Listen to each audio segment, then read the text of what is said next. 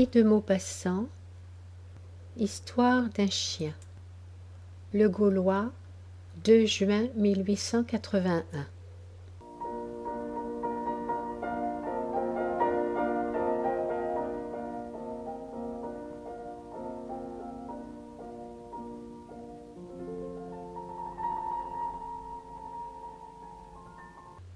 Toute la presse a répondu dernièrement à l'appel de la Société protectrice des animaux qui veut fonder un asile pour les bêtes. Ce serait là une espèce d'hospice et un refuge où les pauvres chiens sans maître trouveraient la nourriture et l'abri, au lieu du nœud coulant que leur réserve l'administration. Les journaux, à ce propos, ont rappelé la fidélité des bêtes, leur intelligence, leur dévouement. Ils ont cité des traits de sagacité étonnantes. Je veux à mon tour raconter l'histoire d'un chien perdu, mais d'un chien du commun, laid, d'allure vulgaire. Cette histoire toute simple est vraie de tout point.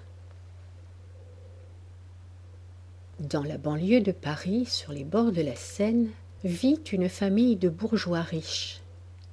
Ils ont un hôtel élégant, grand jardin, chevaux et voitures, et de nombreux domestiques. Le cocher s'appelle François.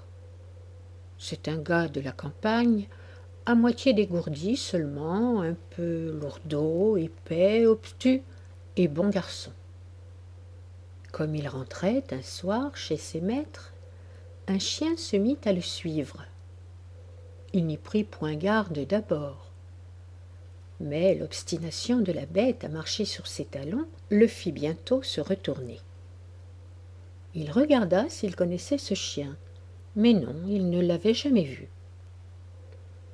C'était une chienne, d'une maigreur affreuse, avec de grandes mamelles pendantes.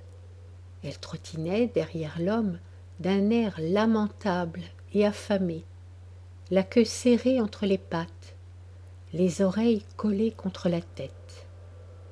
Et quand il s'arrêtait, elle s'arrêtait, repartant quand il repartait. Il voulut chasser ce squelette de bête et cria « Va-t'en, veux-tu te sauver? Ouh, ouh !» Elle s'éloigna de 2 ou 3 pas et se planta sur son derrière, attendant. Puis, dès que le cocher se remit en marche, elle repartit derrière lui. Il fit semblant de ramasser des pierres. L'animal s'enfuit un peu plus loin, avec un grand ballottement de ses mamelles flasques. Mais il revint aussitôt que l'homme eut le dos tourné. Alors, le cocher François l'appela. La chienne s'approcha timidement, l'échine pliée comme un cercle, et toutes les côtes soulevant la peau. Il caressa ses os saillants, et, pris de pitié pour cette misère de bête, « Allons, viens, dit-il. » Aussitôt, elle remua la queue, se sentant accueillie, adoptée, et au lieu de rester dans les mollets du maître qu'elle avait choisi, elle commença à courir devant lui. Il l'installa sur la paille de l'écurie, puis courut à la cuisine chercher du pain. Quand elle eut mangé tout son sou, elle s'endormit, couchée en rond. Le lendemain, les maîtres, avertis par le cocher, permirent qu'il gardât l'animal. Cependant, la présence de cette bête dans la maison devint bientôt une cause d'ennuis incessants. Elle était assurément la plus dévergondée des chiennes, et d'un bout à l'autre de l'année, les prétendants à 4 pattes firent le siège de sa demeure. Ils rôdaient sur la route, devant la porte, se faufilaient par toutes les issues de la haie vive qui clôturait le jardin, dévastaient les plates-bandes, arrachant les fleurs, faisant des trous dans les corbeilles, exaspéraient le jardinier. Jour et nuit, c'était un concert de hurlements et des batailles sans fin.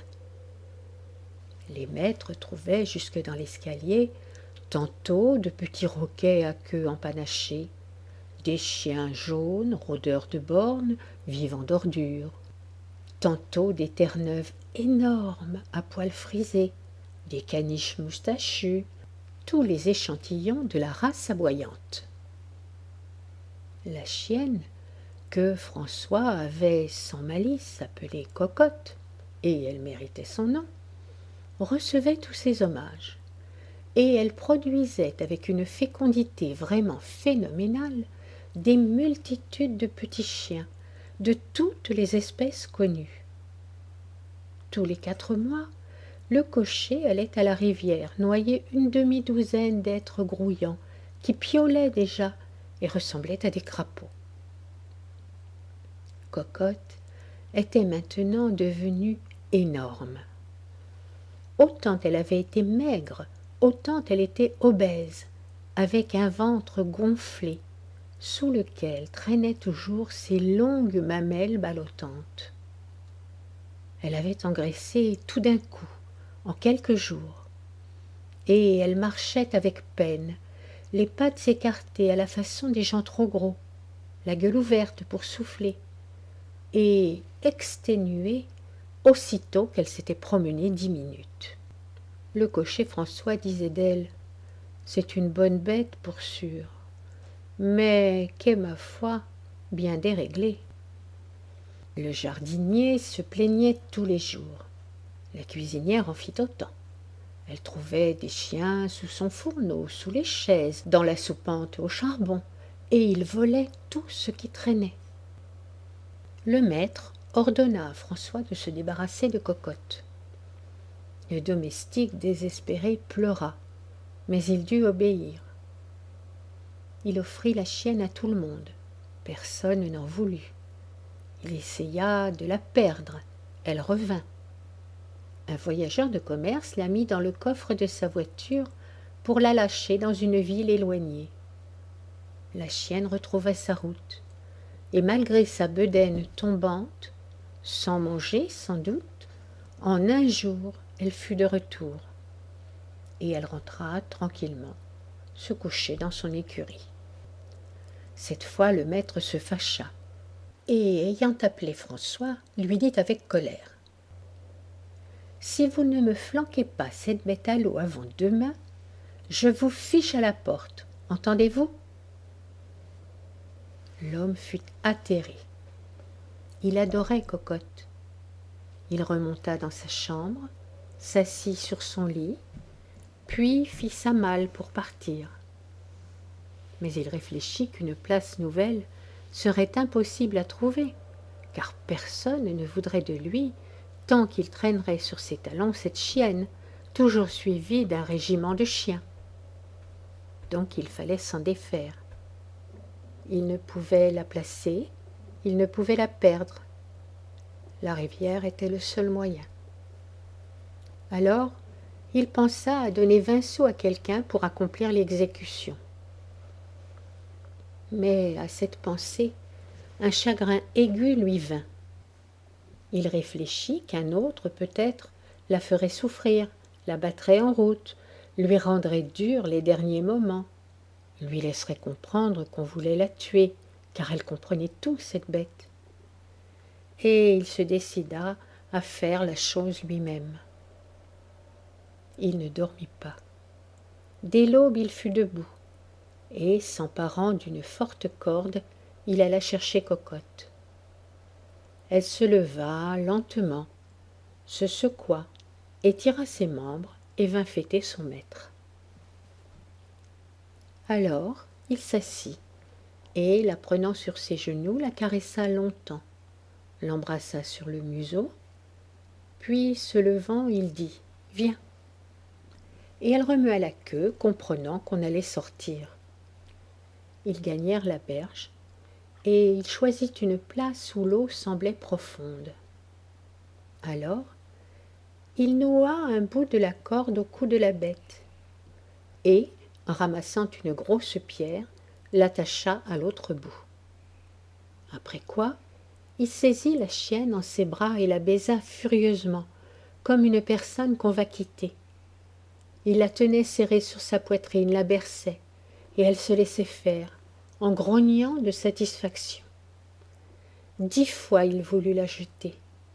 Chaque fois, la force lui manqua. Mais tout à coup, il se décida, et de toute sa force, il la lança le plus loin possible. Elle flotta une seconde, se débattant, essayant de nager comme lorsqu'on la baignait. Mais la pierre l'entraînait au fond. Elle eut un regard d'angoisse, et sa tête disparut la première, pendant que ses pattes de derrière, sortant de l'eau, s'agitaient encore. Puis quelques bulles d'air apparurent à la surface. François croyait voir sa chienne se tordant dans la vase du fleuve. Il faillit devenir idiot. Et pendant un mois, il fut malade, hanté par le souvenir de Cocotte qu'il entendait aboyer sans cesse. Il l'avait noyée vers la fin d'avril. Il ne reprit sa tranquillité que longtemps après. Enfin, il n'y pensait plus guère quand, vers le milieu de juin, ses maîtres partirent et l'emmenèrent aux environs de Rouen, où ils allaient passer l'été. Un matin, comme il faisait très chaud, François sortit pour se baigner dans la Seine. Au moment d'entrer dans l'eau, une odeur nauséabonde le fit regarder autour de lui. Et il aperçut dans les roseaux une charogne, un corps de chien en putréfaction. Il s'approcha, surpris par la couleur du poil. Une corde pourrie serrait encore son cou. C'était sa chienne, Cocotte, portée par le courant à 60 lieues de Paris. Il restait debout, avec de l'eau jusqu'aux genoux, effaré, bouleversé comme devant un miracle, en face d'une apparition vengeresse.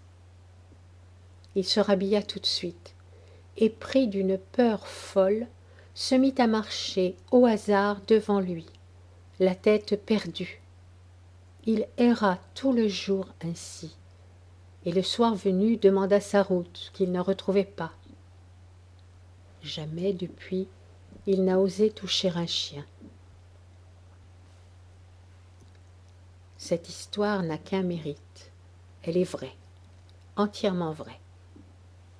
Sans la rencontre étrange du chien mort, au bout de 6 semaines et à 60 lieues plus loin, je ne l'eusse point remarqué, sans doute. Car combien en voit-on tous les jours de ces pauvres bêtes sans abri? Si le projet de la Société protectrice des animaux réussit, nous rencontrerons peut-être moins de ces cadavres à 4 pattes, échoués sur les berges du fleuve.